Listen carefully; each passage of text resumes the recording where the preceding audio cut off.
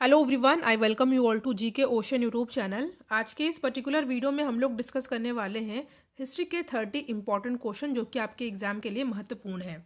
तो आज का हमारा पहला क्वेश्चन है, इनमें से ताम्रपाषाण युग का कौन सा स्थल राजस्थान में स्थित है? There is 4 option given: Songaon, Eran, Chandauli या गणेश्वर। तो इस क्वेश्चन का सही आंसर रहेगा गणेश्वर। कुछ इंपॉर्टेंट फैक्ट आप लोग याद कर लीजिए। देखिए, गणेश्वर सभ्यता की खोज 1972 में राजस्थान विश्वविद्यालय के पुरातत्व विभाग के प्रोफेसर रतन चंद्र अग्रवाल ने किया था। ठीक है, तो यहाँ पे ऑप्शन नंबर डी हो जाएगा सही आंसर। नेक्स्ट क्वेश्चन है आपके सामने,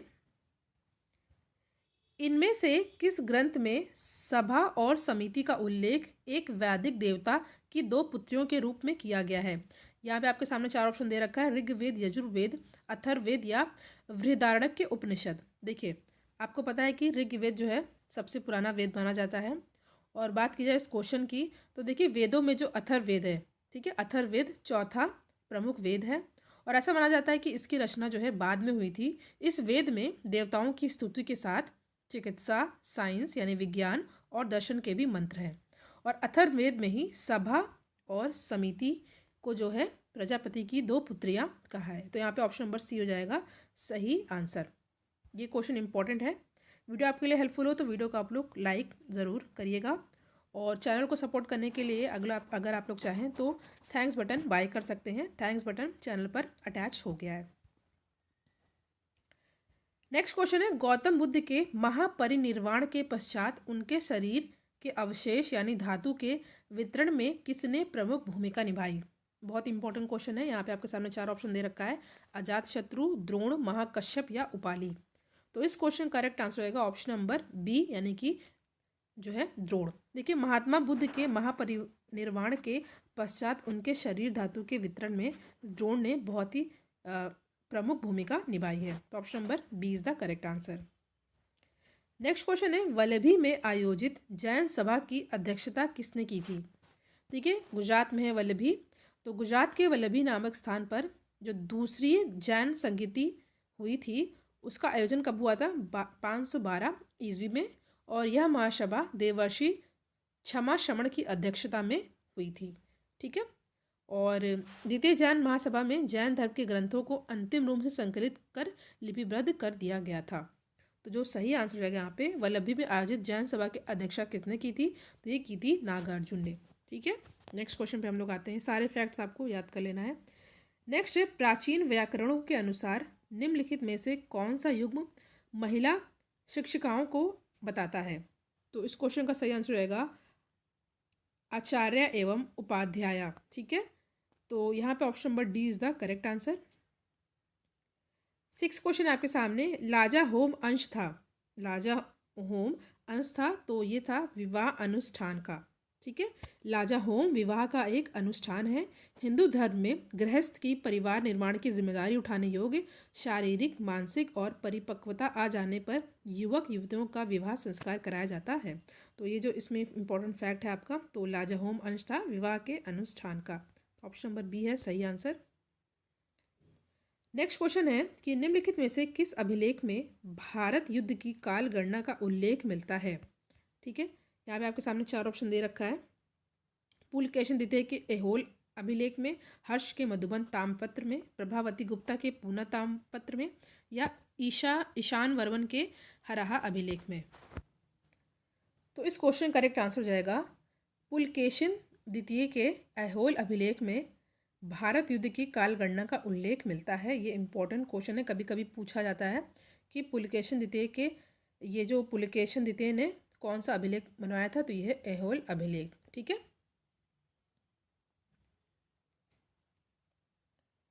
नेक्स्ट क्वेश्चन है, चोरी के लिए वर्णानुसार भिन्न भिन्न दंड विधान था।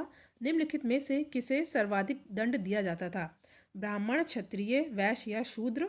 तो इस क्वेश्चन करेक्ट आंसर आएगा ऑप्शन नंबर ए ब्राह्मण। ठीक है, देखिए, चोरी के लिए भिन्न भिन्न दंड का विधान था। चूंकि ब्राह्मण को चोरी के गुण दोष का सर्वाधिक ज्ञान होता था, अतः वह चोरी करता था तो उसे पाप का 64 गुना भागीदार बनना पड़ता था। ठीक है, यानी कि सबसे ज़्यादा दंड दिया जाता था। हिस्ट्री का इंपॉर्टेंट क्वेश्चन है ये। नेक्स्ट है बयाना मुद्रा निधान से किस गुप्त शासक की सर्वाधिक मुद्राएं प्राप्त हुई हैं। तो बयाना मुद्रा निधान से किस गुप्त शासक की सर्वाधिक मुद्राएं प्राप्त हुई हैं, तो ये है चंद्रगुप्त द्वितीय। नेक्स्ट क्वेश्चन है याज्ञवल्क्य स्मृति के प्रसिद्ध टीकाकार अपरार्क राजा थे, तो ये थे शिलाहार राजवंश के। ठीक है, ऑप्शन नंबर सी थोड़ा ट्रिकी क्वेश्चन भी है,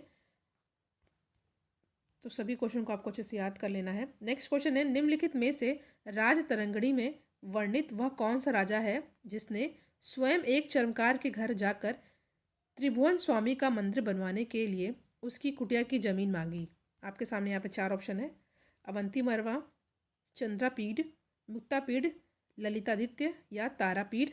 तो इस क्वेश्चन का सही आंसर रहेगा ऑप्शन नंबर बी। ठीक है, क्वेश्चन नंबर 13 का सही आंसर होगा चंद्रापीठ।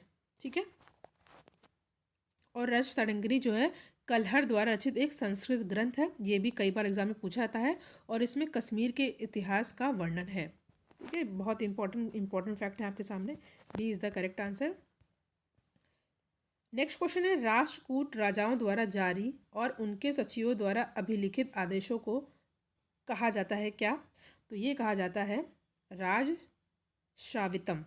ठीक है,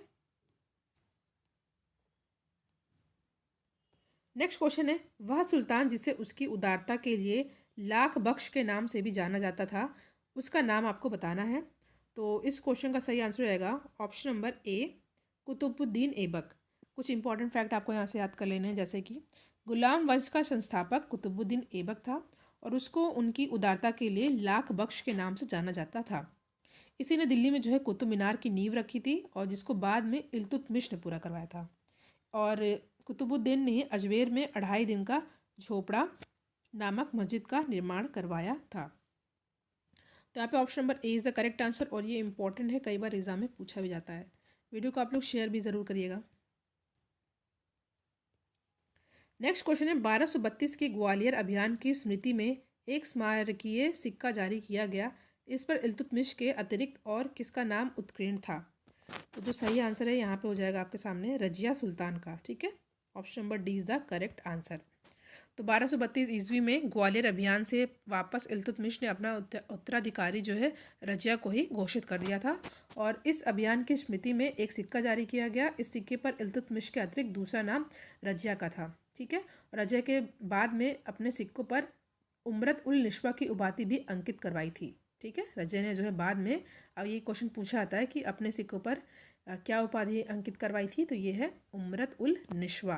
ठीक है, उमरत उल निश्वा। ठीक है, इंपॉर्टेंट फैक्ट है ये। अगला प्रश्न है आपके सामने, सुल्तान ने मालिकों, अमीरों, दरबार के अधिकारियों तथा जिम्मेदार और रुतबे वाले व्यक्तियों को एक दूसरे के घर ना जाने और दावत खानों में सामूहिक पार्टी ना करने का आदेश दिया। आगे स्टेटमेंट कहता है सुल्तान को सूचित किए बिना और उनकी अनुमति लिए बिना उनके बीच अंतर विवाह की इजाज़त नहीं थी। वो सुल्तान को आपको पहचानना है। ठीक है, तो जो ये हैं अलाउद्दीन खिलजी। ठीक है, अलाउद्दीन खिलजी ने आंतरिक विद्रोह को रोकने के लिए सुल्तान ने मालिकों, अमीरों, दरबार के अधिकारियों, जिम्मेदार और रुतबे वाले व्यक्तियों को एक दूसरे घर ना जाने और दावत खाने में सामूहिक पार्टी ना करने का आदेश दिया था। ठीक है,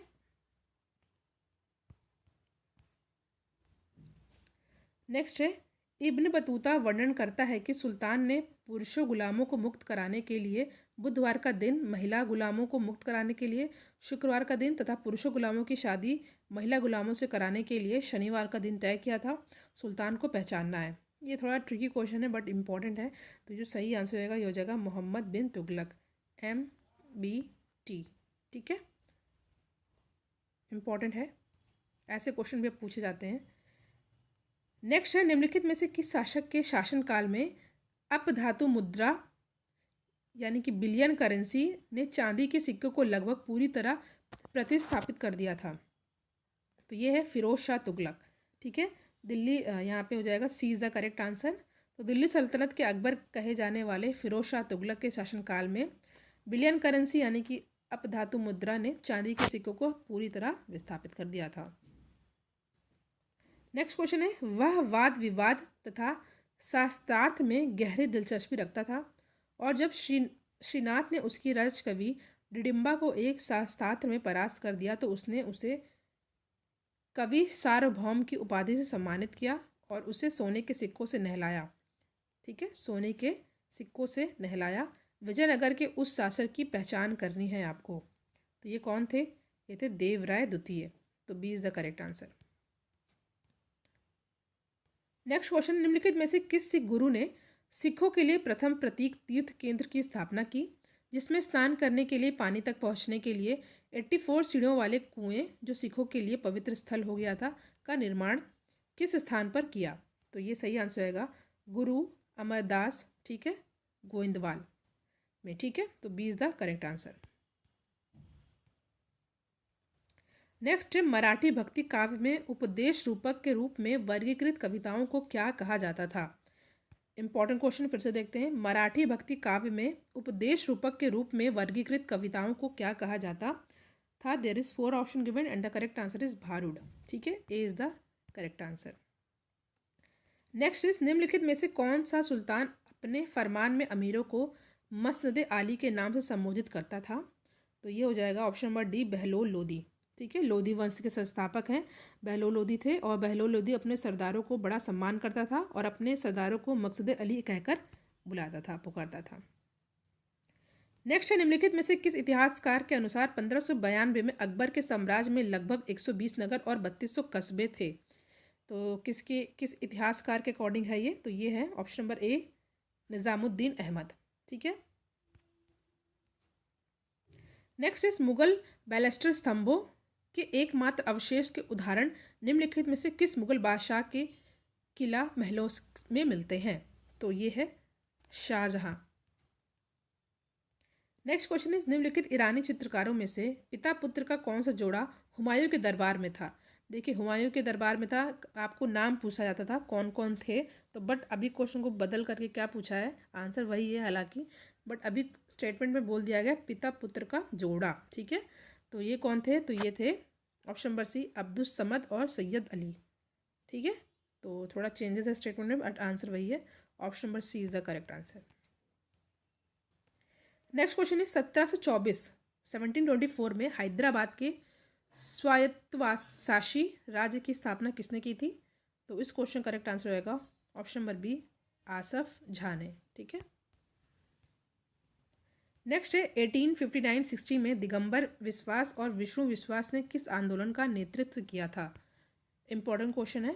तो there is 4 option given and the correct answer is option number C, नील विद्रोह। कुछ इंपॉर्टेंट फैक्ट आपको यहाँ से देख लेने हैं, जैसे कि देखिए नील विद्रोह जिसका टाइम पीरियड पूछा जाता है तो 1859-60 के दौरान, ठीक है, नील विद्रोह किसानों द्वारा किया गया था। ठीक है, और एक आंदोलन था जो बंगाल के किसानों द्वारा किया गया था और इस विद्रोह की जड़ें जो हैं आधी शताब्दी पुरानी है। ठीक है, नील कृषि अधिनियम का पारित होना था, इस पर विद्रोह के आरंभ में नदिया ज़िले जो कि पश्चिम बंगाल में है, किसानों ने 1859 के फरवरी और मार्च में नील का एक बोझ बोने से मना कर दिया था। और इस आंदोलन या विद्रोह कह सकते हैं का नेतृत्व जो है दिगंबर विश्वास और विष्णु विश्वास ने किया था। आपको नाम याद कर लेना है, इनके जो थे व्यक्ति का नाम याद और साल याद कर लेना है, 3 चीज़ याद कर लेनी है, तो C is the correct answer. Next is, 27 दिसंबर 1889 को पंजाब के कादियान में किस सामाजिक धार्मिक सुधारवादी आंदोलन की पहली आम सभा हुई थी? तो जो सही आंसर ये है अहमदिया। ठीक है, अहमदिया आंदोलन की शुरुआत 1889 में हुई थी।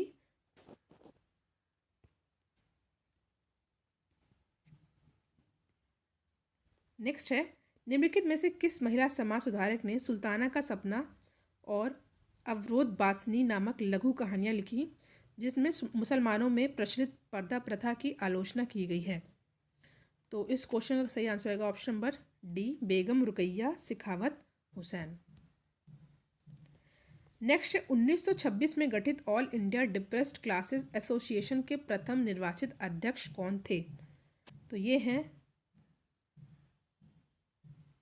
राव बहादुर MC राजा। ठीक है, all India depressed classes association जो कि 1926 में जिसका गठन हुआ था, ठीक है, नागपुर में हुआ था और इसके प्रथम निर्वाचित अध्यक्ष जो है MC राजा थे।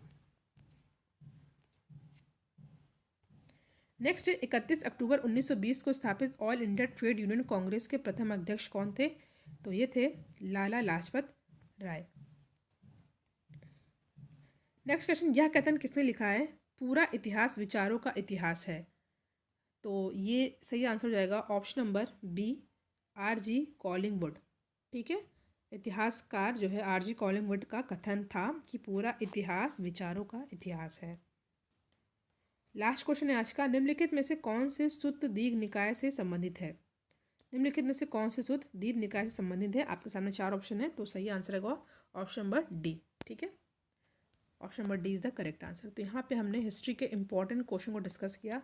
Thank you.